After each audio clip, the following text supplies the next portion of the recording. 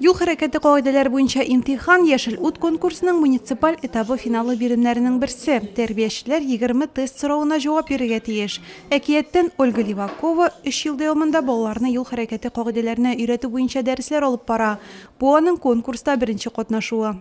Мы тщательно готовились к этому. Без конкурска җентекләп әзерләндек, барлык таләпләрне үтәдек, яхшы дәрес әзерләргә тырыштык. Без педагоглар юл хәрәкәте кагыйдәләрен белергә, аларны үтәргә тиеш, балаларга олылар буларак үрнәк күрсәтергә тиешбез. Бу белемнәрне гади формада балага җиткерә белергә кирәк. Приводить детям пример. Финал Светлячок балалар бакчасы базасында узды. Чыгышлар чираты жирәбә буенча билгеләнде. Старт алдыннан кунаклардан теләкләр.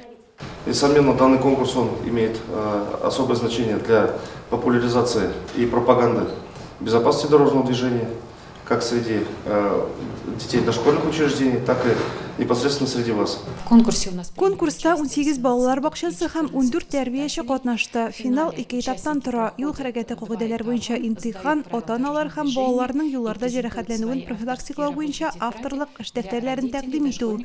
Төп критерий юлларда үз-үзеңне куркынычсыз тоту күнекмәләрен аңлаешлы итеп җиткерү. Моның өчен педагоглар төрле эш формаларын һәм ысулларын куллана. Һәр катнашучы үзе ясаган эш дәфтәрен кулланып дәрес күрсәтте. Ул балага аңлаешлы, уңайлы һәм кызыклы булырга тиеш. Дәресләр Светлячок балалар бакчасының әзерлек төркеме тәрбияләнүчеләре катнашында узды. Алар куелган бурычларны биремнәрне үтәде. Кайбер тәрбиячеләр беренче тапкыр чыгыш ясаса, икенчеләрнең Яшел утта катнашу тәҗрибәсе бар инде. Белем бирү өлешенең исеме 7 без исключения правил дорожного движения. Специальные машиналарны өйрәнделәр, юл билгеләрен дөрес иттереп таптылар. Аннан пешеходный переходларны бик әйбәт беләләр балалар. Бөтен бирелгән заданиялар белән балалар тырыштылар, эшләп чыктылар. Муниципаль этап нәтиҗәләре буенча иң яхшы мәктәпкәчә белем бирү учреждениесе билгеләнде. Бу исемне Теремкә яулады.